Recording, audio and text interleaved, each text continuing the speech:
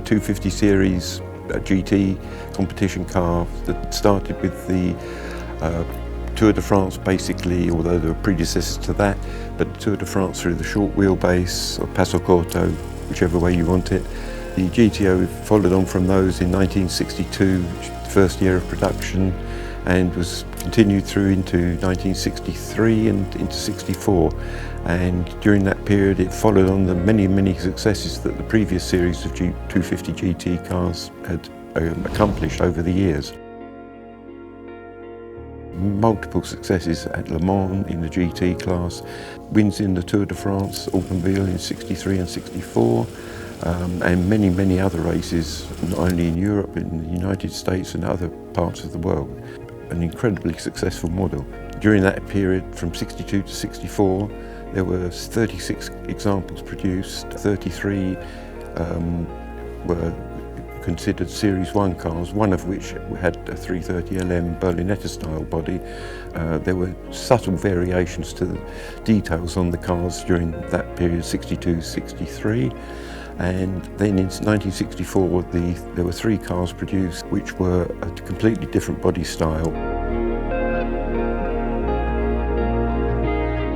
The car we have behind us, as a chassis 3589, was a very early car in the series, which features the small radiator opening with the side lights below the headlights, whereas later cars had a more wider elliptical radiator opening. It must have been in 1962. I was up in the centre of London one Saturday evening with friends, just going around, and I saw a 250 GTO parked in the street by Leicester Square. It must have come straight from a race meeting somewhere, because it had crash helmets on the back shelf and it was just parked there. But it attracted so much attention. It was a surreal experience. GTO in 62 was a spaceship.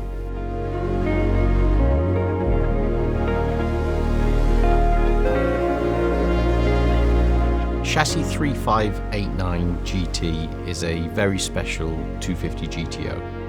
It's a car that I've followed for many years. It left the factory in April 1962 and was collected by Colonel Ronnie Hoare, who was the UK distributor for Ferrari.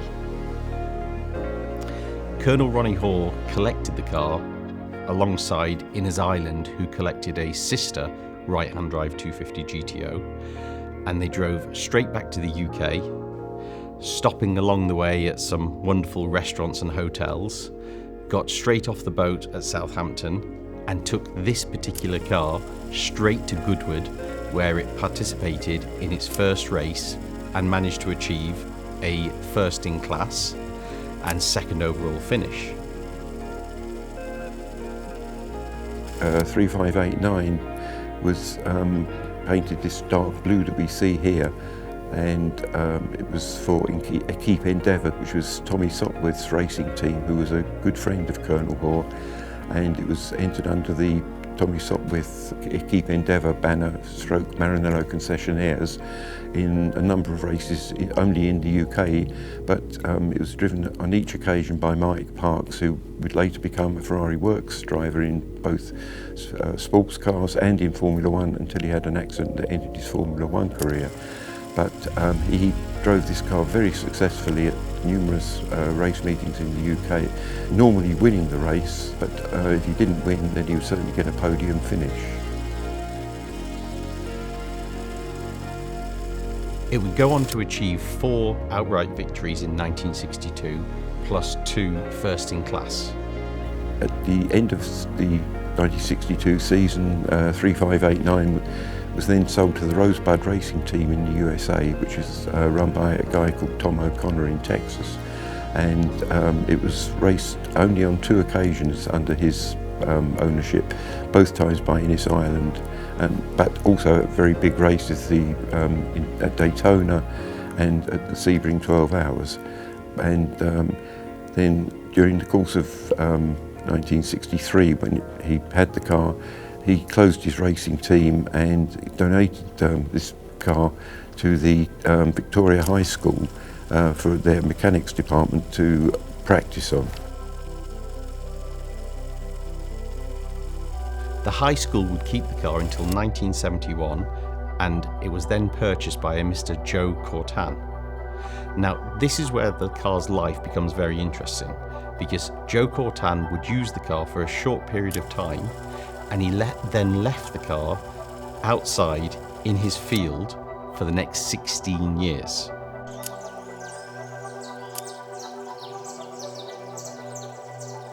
Strange enough, back in the sort of later 60s, after it had, if you like, was past its sell-by date, they couldn't sell it. You know, the people who owned them, they would, as I said, like this car was given to a high school. The guy disbanded his racing team and just gave it away. But then, as time went on, and if you like, cars of the 50s and 60s became more collectible, the GTO values started rising and rising and rising, and they've never stopped since, basically. And that is, I think, not only relative to the small production numbers, but also due to the elegance of the car, just the sheer beauty of it. And it's a car that all the big Ferrari collectors want to have or have had in their collections during the years.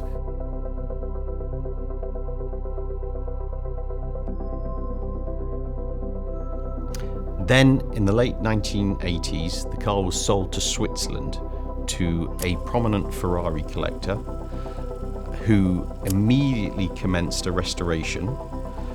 But because the car had been left out in the field for so long and for so many years, he thought it was better to replace the body with a new body that was fabricated in Switzerland.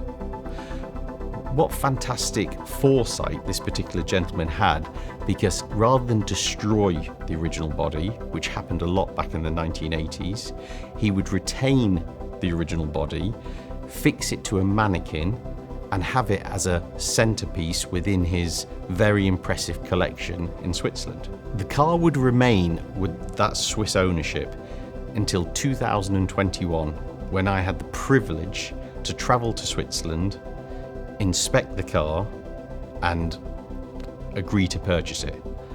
And upon my purchase, my desire was to refit the original body back to the chassis of this car, so it could then boast full matching number status. It would have its original body, its original chassis, its original engine, and its original gearbox.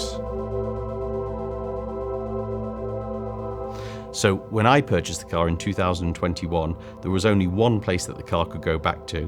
There was only one place that I wanted to entrust the work of carefully putting this very fragile original body back on the chassis, and that was with Classiche. This leads me on to a really interesting story, which was retold by Innes Island in a Road and Track article around 1991. When he spoke about the fact that he visited this car whilst it was in the field, being unused, and he travelled to the factory in the 1980s, met with Enzo Ferrari, and expressed that he would like to purchase the car and wanted his opinion. And Enzo Ferrari encouraged him to buy the car and asked if he did buy the car that he would please send it back to the factory. This was way before Classiche times, as Enzo wanted to make sure that the car was put right for him. When Tom came to Ferrari Classiche asking for the activity on this car, the challenge was incredibly appealing. Entering this project was literally a jump back in the past, in the history. The advantage we have here is not only our skills, our knowledge, but most important, the information, the amount of documents, the amount of incredible tips we can achieve on every single car that is produced along 77 years of history of this incredible company. And so it was not just build sheet, it was bill of material, full list of details related to this specific car, not just the 250 GTO in general. And so the people involved has been a multi group of people from the department, from the Ferrari Classiche, so for example historian people that were doing the research, were people that take care of the certification, so in order to grant the authenticity of this car, people that were looking at how this car was built back at that time in terms of pure mechanics, in terms of suspension, in terms of gearbox, in terms of engine. Engine has been completely overhauled, has been completely assembled with the same technique, with the same technology that was the peak of the technology in 1962. There's some wonderful restoration shops in the world, but I wanted to have the benefit of all the original build sheets, of all the original factory correspondence. And when you look through that correspondence, the things that we discovered, like that it was born with red interior, and that Colonel Ronnie Hoare originally specified that he wanted red leather interior, and the factory wrote back to him and said, because of these, all of our competition Berlinettas, the new 250 competition Berlinettas, because of them being light, we don't want to fit leather interior, we want to fit cloth interior. And then the original sales notes that confirmed the car was delivered with a cloth and leather Rosso interior was fantastic to have the benefit of, because otherwise we would have restored the car with blue interior. It was a simple job. I'm tempted to say yes, thanks to all the information we were putting together, thanks with the incredible trust of Tom and the people that worked around this car in this project, that have been involved in this project. And in the end, what we have in front of us is exactly as it was, the car that was built, that was created, that was assembled back that time. Over the last 3 years, it's been a very exciting experience. Together we have gone through the process of reuniting the car with its original body. This work was subcontracted out to a chosen external body shop that was agreed both between Ferrari and myself. Sono Irmo Costantini e sono da 50 anni in Ferrari. Mi sono sempre occupato dello sviluppo e dei motori di produzione. Da qualche anno ho seguito il reparto officine classiche. Io sono Roberto Brandoli, mio padre Egidio ha lavorato più di 20 anni alla Scaglietti, ancora facevano le ultime GTO. La vettura era completa di carrozzeria, era di un colore simile a questo, però la carrozzeria era stata rifatta nei primi anni 90, penso in Europa. Il compito che mi è stato affidato in officine classiche era quello di riportare all'interno tutte le lavorazioni e le operazioni che erano state esternalizzate. Ho avuto la fortuna di iniziare a seguire questo progetto di questa splendida 250 GTO. Parliamo sempre di vetture sportive. Avere a disposizione l'ingegneria di Ferrari e il progetto originale è importantissimo per garantire al custode della vettura la corrispondenza perfetta con quanto prodotto da Ferrari nel 62. Abbiamo poi successivamente smontato completamente tutte le parti meccaniche della vettura.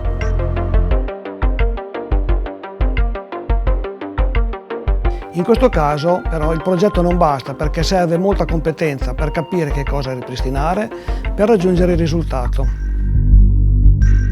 Abbiamo controllato tutte quelle che sono le componenti esterne per verificarne la conformità e lo stato dei componenti.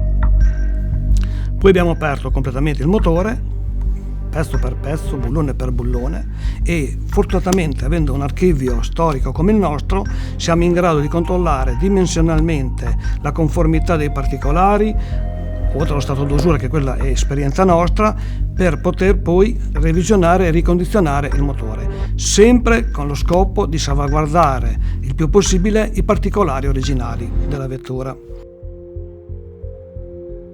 La revisione del motore è un processo che richiede svariate ore solo per l'analisi dei componenti. La durezza dei materiali, le tolleranze, le minorazioni e le usure devono essere valutate attentamente per procedere poi con le scelte corrette nell'ottica di preservare al massimo l'originalità.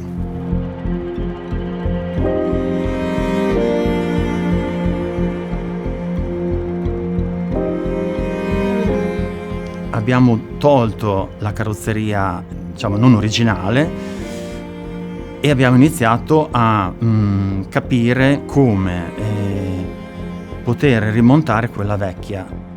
Però non si poteva sul telaio nudo cominciare ad attaccare dei pezzi, insomma, avevamo bisogno di un supporto, no? È come il sarto quando deve non solo fare il vestito nuovo, ma lo deve anche riprendere, insomma, lo deve appoggiare a qualcosa. Quindi abbiamo realizzato un manichino che fosse il più simile possibile alla forma della carrozzeria originale.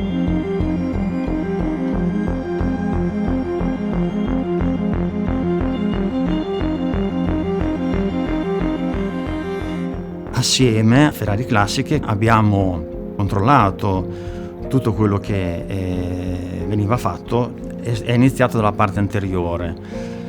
Perché la parte anteriore? Perché è sicuramente la più complicata, più particolare, perché comunque i fanali, insomma, ci sono tanti dettagli che hanno richiesto più attenzione, più tempo, e poi non sono state fatte nessune modifiche sulle intelaiature, cioè la sede del parabrezza, il perimetro delle porce, tutto è rimasto come nel 62 fu fatto.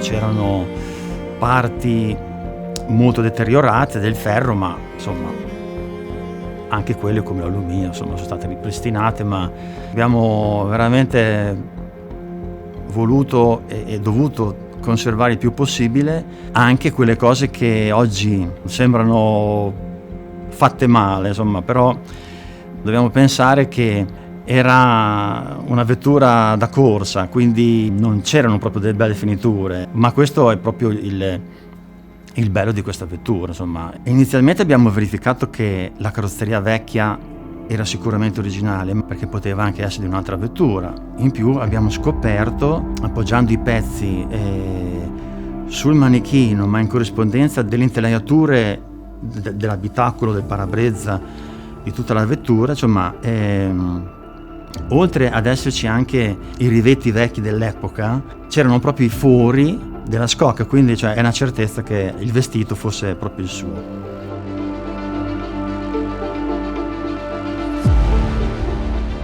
Questi rivetti poi non erano in alluminio, erano di ferro zincato, quindi è un prodotto che esiste ancora. Abbiamo cercato di replicare anche questo dettaglio proprio per rimanere nell'epoca.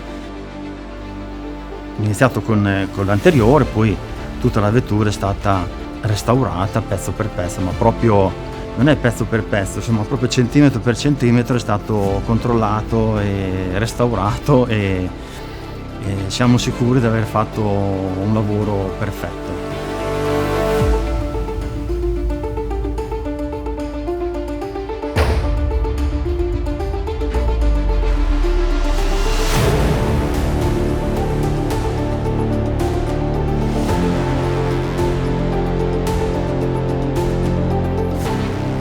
I've visited the factory and seen the technicians here work on all of the mechanical components.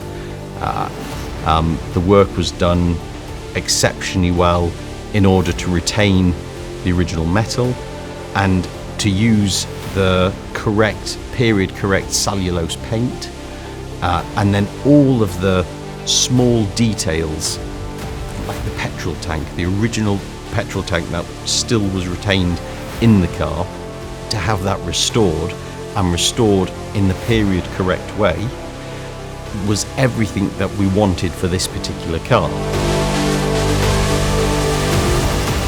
Dopo aver verificato tutti i componenti meccanici di tutta la vettura, abbiamo eseguito i controlli, controllato anche tutti i trattamenti che si usavano nell'epoca, tutti i componenti che compongono tutti questi particolari meccanici, abbiamo iniziato la fase di restauro. Decidere anche solo se cambiare un componente originale è una scelta che deve essere valutata con attenzione, valutando bene i rischi. Nel caso si debba procedere alla sostituzione di un componente, in questo caso solo i bilancieri del motore, grazie alla nostra squadra siamo in grado di riprodurli a disegno e internamente all'azienda. Questo vale anche per gli impianti, dove conta anche e soprattutto conoscere i procedimenti di montaggio e materiali usati all'epoca. Gli staffaggi, le tipologie di bulloni, le fascette, i cavi, i trattamenti e i connettori, oltre che tutti gli accessori, devono corrispondere a quelli dell'epoca. Il tutto garantendo la funzionalità completa della vettura e la sua durata. Non è facile avere le competenze corrette, ma con il confronto anche con altri meccanici esterni siamo confidenti di aver raggiunto per questa vettura un ottimo risultato. Con tutti i componenti originali, montata con i procedimenti, materiali dell'epoca, il suo setup del motore e dell'assetto del giorno della consegna, possiamo dire di consegnare per il futuro la 250 GTO telaio 3589 GT che abbiamo prodotto nel 62.